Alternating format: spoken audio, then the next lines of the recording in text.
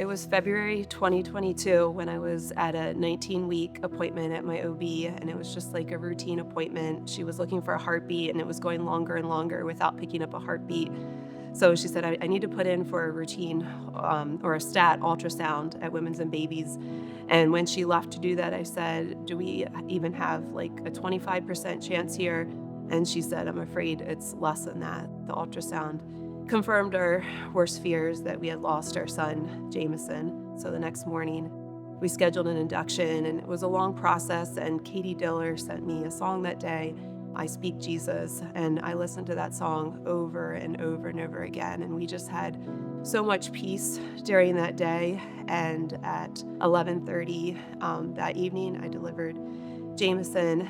That was a Friday night. And on Sunday, 2 days later, I told Michael, I said, it seems really early to be back at church, but I really feel like we need to be at church this Sunday. During worship, I was crying a lot, and I looked down in front of me when worship ended and realized that my tears had wet the woman's jacket in front of me, and I had no idea who the person was. And I just leaned forward and introduced myself and just quickly said why I was crying, and I'm sorry, it was my tears. I didn't spill anything on your jacket. And the woman introduced herself as Nicole. The closing song that Sunday was The Blessing. And Nicole asked if she could come around Michael and I and lay hands on us. And she prayed over us during that song, and that was deeply meaningful. I Speak Jesus and The Blessing were two songs that I just played over and over again every night before bed. As the months went by, Michael and I were anticipating getting pregnant again, and then to layer on top of the grief of losing Jameson, we were realizing this wasn't going so quickly. In September, there was a word of knowledge between worship and the message, which isn't the typical time, but stood up and just said, I have a word of knowledge for fertility.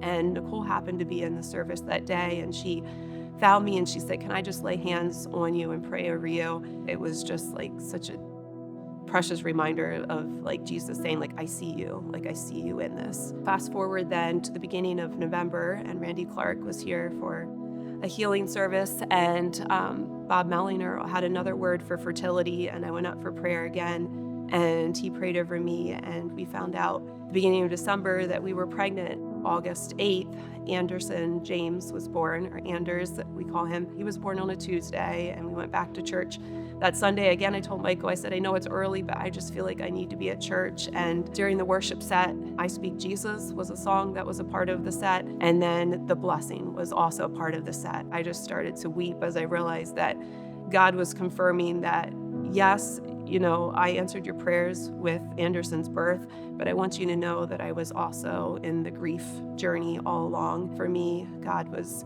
so near, as the verse says, close to the brokenhearted, and I felt that deeply.